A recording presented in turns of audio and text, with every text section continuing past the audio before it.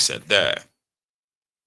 You just can't see most of it like a logic or have you there in it, right? However, PDP themselves are also deceiving their supposed people too. You see this open division. They are not mere political, what do you call it? A political brick battle. This is what you call systemic state capture, where in the political front, the entire political space has become so compromised by the agent of the ruling party, using the instrument of the state to compromise them, keep them unable, right, to stand an election per se, ensure that is guaranteed as much as possible. In the economic space, give your friends, your business partners and what have you, give them the free will, the free hand when the government policy won't actually affect them and they can run amok on the country's economy. On and on and on and on like that. That's not how to run a country. But they call it political strategy, doing political this and that, giving the people no choice at all. As much as they make it look like they're having a democracy, but it's all scripted, all teleguided like that. And people have no real say. It is a state capture. That's how it works. You get the media, the fourth realm, the fourth estate of the realm, all compromised. It won't start in a single day. It can take a decade or two. In this case, probably like you are at the degenerative stage. So they had a local government election in Rivers State yesterday. All right? It was scripted, written, and the rest of that. And the sole administrator has sworn the winners in APC, Egbekegbe, at 20 local government areas. The PDP declared 3 local government areas. But there are some things very much interesting about that desecration of their democracy. And that is the entire vote from the entire Rivers State in 2023, right? The entire votes no reach 400,000 though in the entire state. But for local government area, where the Wike's local government alone recorded 358,000. That's almost 400,000, right? There are places where they said the local government, the total population of the local government is kind of put at 202,000. That's the entire population of the local government. And they said the children between the ages of 0 to 17, they were put at about 123,000, which means they have the younger population. And that will leave you with about 70-something thousand eligible voters. When they finished the Asharate local government election 2 days ago, that local government, the winner from that local government won a total vote of over 110,000. So this is kind of the charade they put together. So he was being asked about it, like, how did that happen? How did your party? And he said PDP didn't run. They didn't have any candidates. You get that now? So that's why APC won all those places. But he went back to his own local government and he worked for his party and people believed him and they voted for PDP. Same thing in Port Harcourt. Sure you get. Then he switched off again because Peter Obi has condemned. Peter Obi had condemned the charade yesterday, I think. That it's an aberration. It is tragic destruction of, all those big fancy words, yeah? To remind everybody that all these things, whether they do, hey, it will boomerang go. One day they will wake up and this their fake democracy will be gone. So when Wike had to respond and said, who is he? Who is Obi? Ask him. Why did he not conduct a local government election throughout the time he was governor? He did not conduct local government election 2 months before the end of his term. That is when he conducted local government election.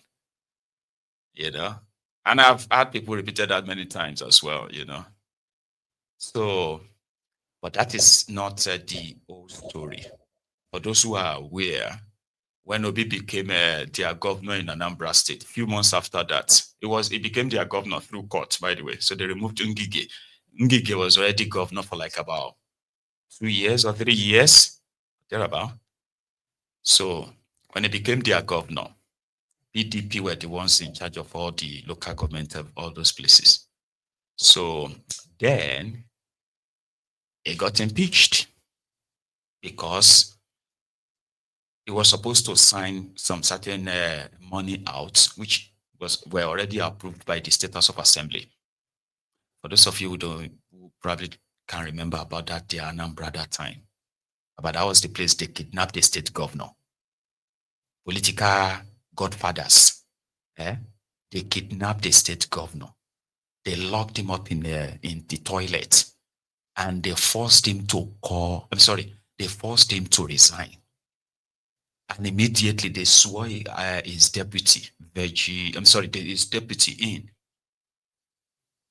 You get that? But that got turned off because somehow he had a phone on him. So in the toilet where it was locked, the news all over the state was that the governor had resigned. So Ngige had to make a phone call in the toilet. That was the call that saved him. So he returned back to the government house. Nothing happened to the Uba brothers. Nothing.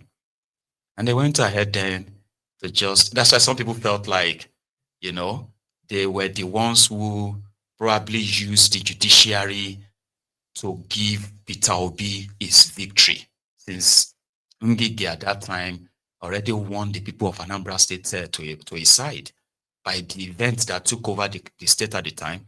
Even those that didn't like them, they were all beginning to support Ngige. And not long after that, the Supreme Court also returned Peter Obi as the duly elected governor. And a few months after that, the PDP State House of Assembly impeached him because he won't sign the renovation of the governor's house, his own house. The governor. So they've already approved, I think they said they've already approved about they've already approved about 400 million or something to renovate his house. And it was like, no, that's a lot of money. Because of that, they impeached him. He went back to court. So by the time he came back, his own deputy, who was already sworn in as a governor, that one was already positioning herself as APGA candidate. Because to them, Peter Obi would have to finish Ngige's term as PDP term. But he was like, no, I'm going to use my 4 years. Virgie Etiaba was already preparing herself to become the APGA candidate to replace Obi because she was the acting governor. The governor. So Obi went back to court. While they went on to do an election where Uba brother, one of them, was declared winner. Andy, I think it was Andy. Yeah, the people that were making people governors in Anambra, they had to send one of them to go and become the governor. So Andy Uba became their governor for a few months. When he was sworn in as governor, Peter Obi won in court again that no, he must complete his 4 years, not completing Ngige's term. That was how all of that happened, and they are not like something that happened in a month or two. We are talking about stuff that happened like consecutively for straight 2 years. So until he finally settled down as their governor. When he settled down, he then dissolved the local government area where PDP appointed caretakers. Then he appointed his own caretaker. Immediately, a member of APGA went to court and sued the state that Peter Obi, okay, should not conduct local government election, sort of, for violating the constitution and appointing caretaker, blah, blah, blah. The case lingered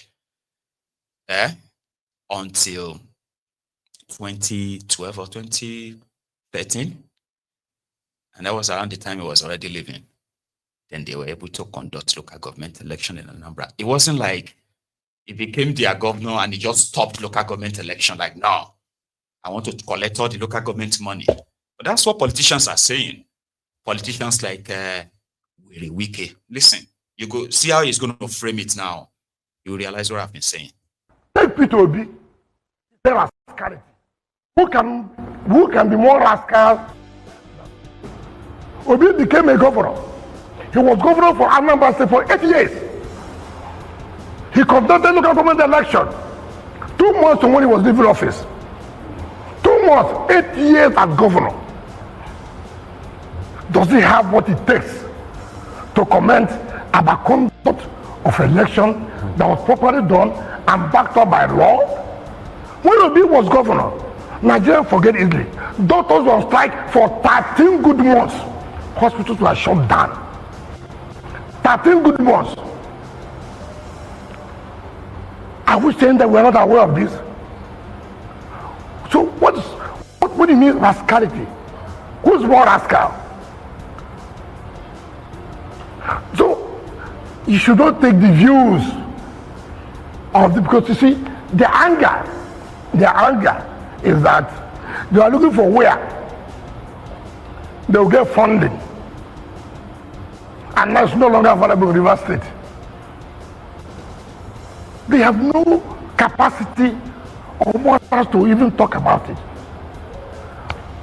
A competent court of jurisdiction, Federal High Court, gave order, gave judgment, said, look, don't do this. Atiku was one of those who held the conduct of that election. Now, under the report of the president and the emergency rule, he has said, go ahead and conduct local government election. What I thought we should be more preoccupied is, one, was the election free and fair? If you ask me, I saw State Independent Electoral Commission chairman. Of course, you know, I don't even know most of them, but they call me. I'm from Sokoto, I'm from Ogun, I'm from this. We came to ask their report. They said in 30 days, in 1 month, you could do this. When somebody has done well, say the person has done well. If I have my way, I would recommend the chairman and members, the president should take it to the national level. It is very clear. It is very, very clear. Look at the conduct of the election. You have seen people are saying, for the first time in our history, no gunshot, no kind of ballot boxes, no kidnapping of returning officers. And nobody wants to come out and commend security agencies and the research. You're only saying illegal to you. The court has not pronounced. Take P2B. I told you, and that's what politics is in Nigeria. Maybe that's how politicians talk, Sha, but they just have to be very dishonest, because those who are his own opposition too, they are possibly like that when they're talking about him, or maybe he feels that is how they kind of talk about him. Yeah. So we're a wiki. But everything he said in that clip is a lie. Everything. But I'm not going to explain. All right. So let's leave that and go to the Onofunugas of this world in their asshole rock. A few days ago, right, something happened. And I didn't actually, I mean, initially I probably didn't see anything to it. I just saw the graph and ignored it. I didn't know that the Northerners, they took it beyond just a graph. So now let me explain to you. You know, all these and awarded contracts by Tifnumbu, they are in different categories, right? So let me break them down for you. To start with, there is no budgetary provision for any of the projects per se. What did Tifnumbu do? In order to hide the fraud, the mega fraud they were about to, to unleash on the country, Tifnumbu drafted an executive order. I don't know the number, it doesn't matter. An executive order where he then created a special fund in the Central Bank of Nigeria, and they call it Presidential something fund, Infrastructural Development Fund. Doesn't really matter. The fund is what you want to know, right? Now, it is not like the country made so much money and they then set a portion aside.